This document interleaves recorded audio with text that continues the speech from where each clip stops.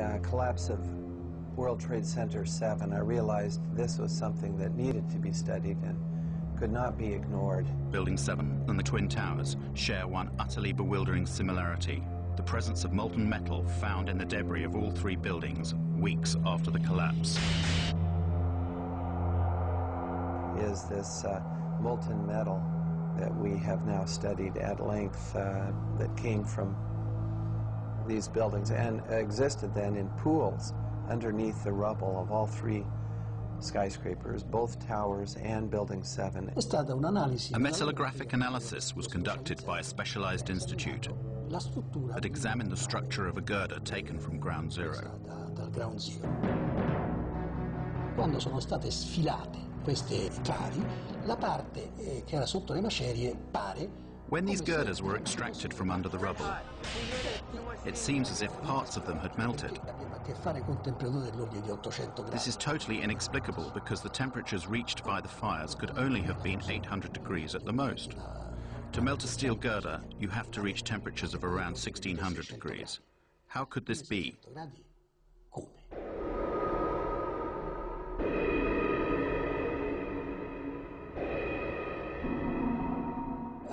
At a microscopic level, if you examine the granular structure of the steel, one can detect the presence of an element that should not normally be present, and it is there in substantial quantities.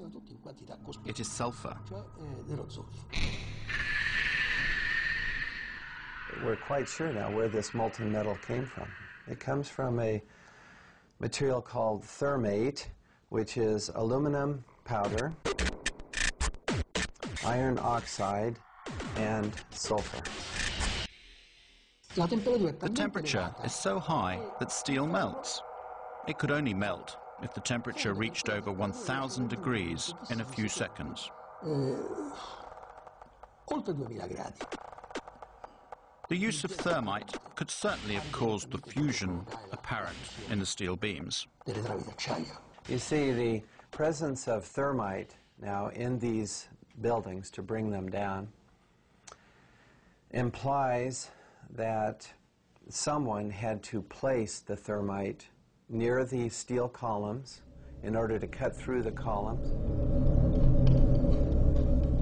I have interviewed a demolition expert, and he said this is what they do. They set explosives. They can use radio control to initiate the firing of the explosive. They have to be done in a sequence in order to get the building to come down rapidly and straight down.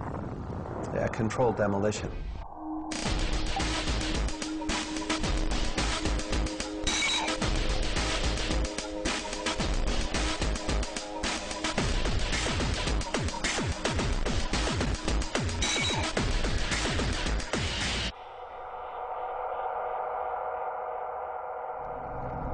Scientists, we look at different hypotheses, different explanations, but then we have to look at all the data to see which explanation fits the best.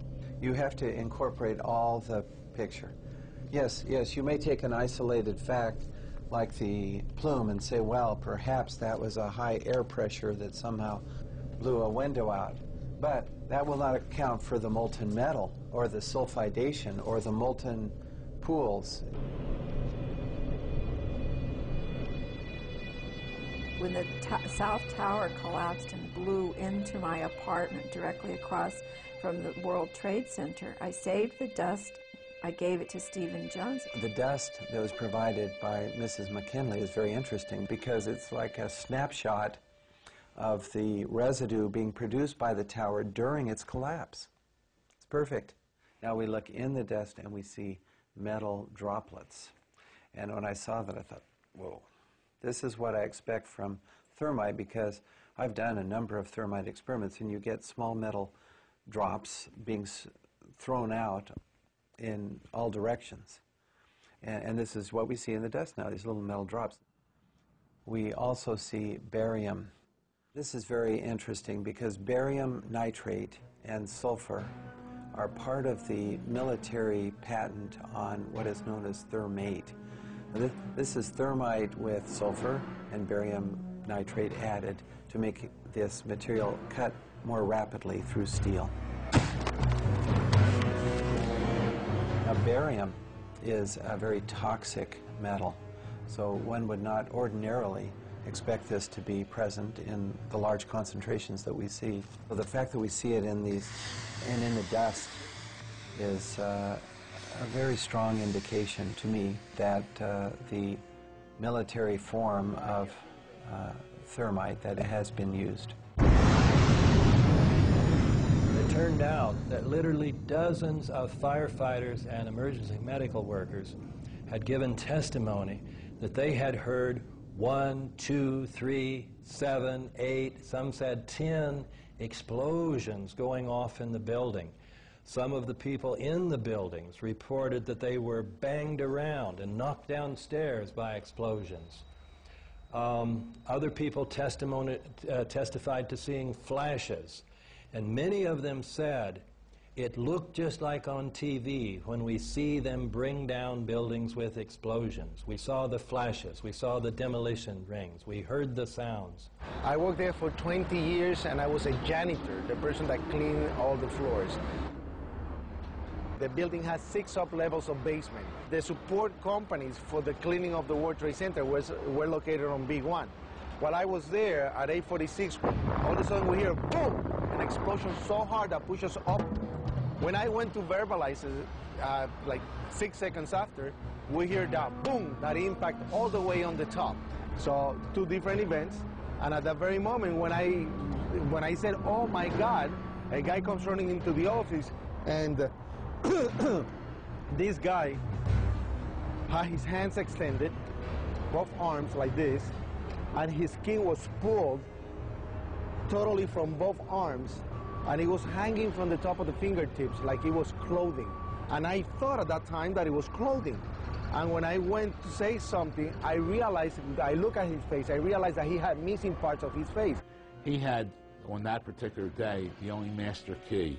He went up with the master key, unlocking door after door so firemen could get in, and he himself, I think he said, brought out 15 or 20 people. So I started opening the doors of the stairwells so people could escape. Willie was made a hero, and he was at the White House, and we have a picture of that, of George Bush honoring Willie Rodriguez for being a hero. We hear boom, boom, boom, different explosions. And I asked the fire department, I said, what is this explosion? And what they said was, maybe it's the gas tank from the kitchen. No, the kitchens were all electrical, so that didn't make any sense. I heard a loud explosion, an explosion that I had never heard in my whole life, an enormous explosion. My ears were hearing loud explosions at ground level, very mysterious. Explosions that seemed to be at ground level as opposed to high in the air. There's no question in my mind that those buildings, based on the law of physics, could not have collapsed without the assistance of a bomb. No! When I hear another explosion, no! I think it's a bomb. Willie has taken the really 180% turn of events, saying here that President Bush, who had honored him being a hero, he's named on this lawsuit as accusing Bush and Cheney and Senior Bush and others of murder. And he's not doing it for any monetary gain, because this has just cost us everything. Willie lost his home, lost his job. Right now, his goal is to find out the truth.